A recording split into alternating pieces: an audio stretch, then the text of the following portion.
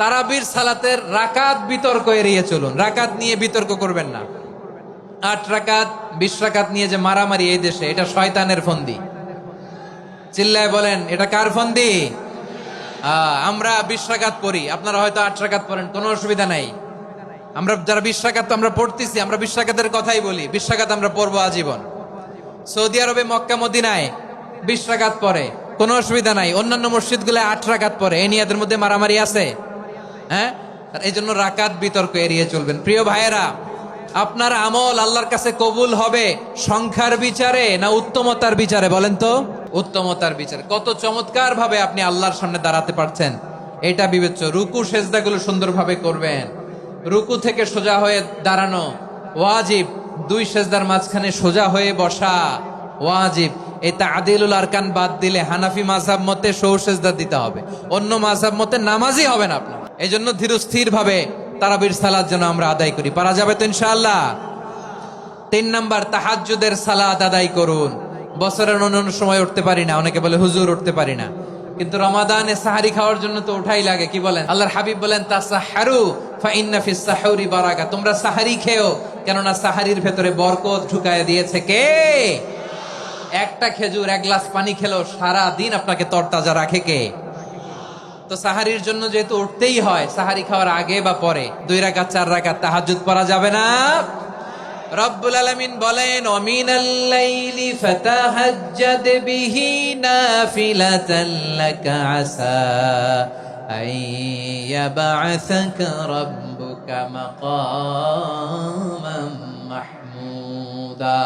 ও নবী, রাতের কিছু অংশ সময় তাহাজ্জুদের সালাত আপনি আদায় করবেন, কারণ এই তাহাজ্জুদ হলো আপনার জন্য নাফিলাতাল লাক, অতিরিক্ত ফরজ। আপনাকে মাকামে মাহমুদে অধিষ্ঠিত করবে কে? এজন্য যারা সম্মানিত হতে চান, সম্মানের আসনে যেতে চান, তাদের জন্য তাহাজ্জুদ অবধারিত। আমরা রমজানে সাহারির আগে তাহাজ্জুদ পড়তে চাই কি চাই না? এই নামাজটারে আল্লাহ বড্ড ভালোবাসেন। কেন জানেন? কারণ গভীর ঘুমকে স্যাক্রিফাইস করে আমরা এই নামাজ পড়ি। ঘুমের আরবি জানা আছে কারো? ঘুমরে আরবিতে কি বলে? অনেকগুলো আরবি আছে। একটা আরবি হচ্ছে নুআস, তন্দ্রা। তন্দ্রা আমানাতান নুআসা কোরআনে এসেছে। আরেকটা আছে ঝিমুনি। ঝিমুনি, এইভাবে ঝিমুনি আসে ঘুমের আগে, এটারে বলে সিনা। এটারে কি বলে? সিনা। স্বাভাবিক ঘুমকে আরবিতে বলে নাউম। স্বাভাবিক ঘুমকে কি বলে? এই সিনা আর নাউমকে আল্লাহ এক আয়াতে এনেছেন, লা তাখুযুহু সিনাতু ওয়ালা নাউম। আল্লাহর তন্দ্রা নাই, ঘুম নাই। ঘুমের আগে যে তন্দ্রা আছে ওইটাও নাই। তাহলে নুআস, সিনা, নাউম পেলাম। আরেকটা ঘুমের আরবি হচ্ছে হুজুদ। এটা মাঝরাতের ঘুম, শেষ রাতের ঘুম, যেই ঘুমটা বড্ড মজা লাগে। কাঁথা টেনে টেনে, ব্ল্যাঙ্কেট টেনে টেনে আরেকটু ঘুমাইতে মন চায়, আরেকটু, আর 1 মিনিট, আর 2 মিনিট, এরকম একটা মজার ঘুম শেষ রাতে আছে না নাই?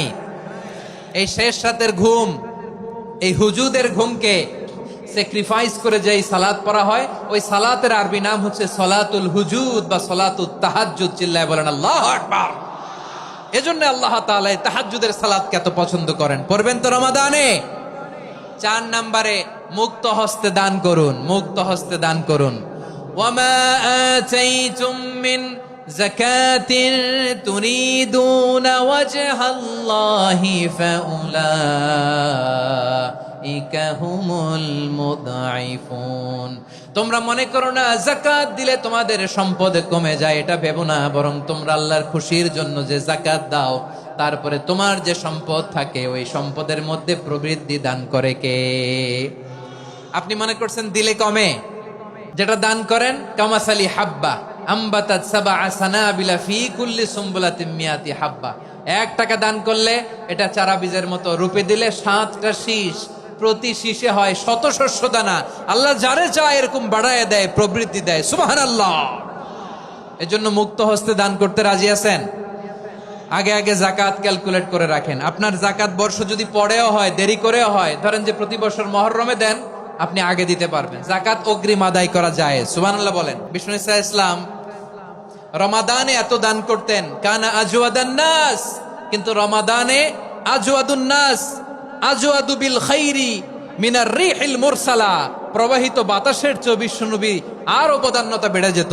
প্রবাহিত বাতাস যেমনি সবাইরে বাতাস দেয়, আস্তিক নাস্তিক মুমিন কাফির সবাইকে শীতল করে দেয়, তেমনি নবীজির রমাদানের দান ছিল এমন, কেউ নবীর কাছে চেয়ে ফিরে গিয়েছে এর নজির নাই। জোরে বলেন সুবহানাল্লাহ। রমাদানে দান করব, ইফতার শেয়ার করব।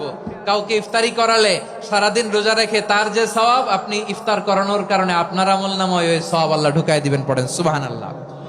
সাহাবারা বললেন, নবী আমরা গরিব মানুষ, ইফতারি খাওয়ানোর পয়সা নাই।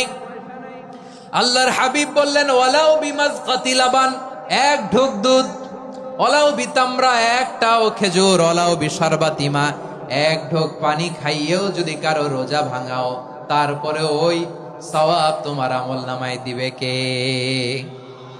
তাহলে মুক্ত হস্তে দান করুন। 4 নাম্বার।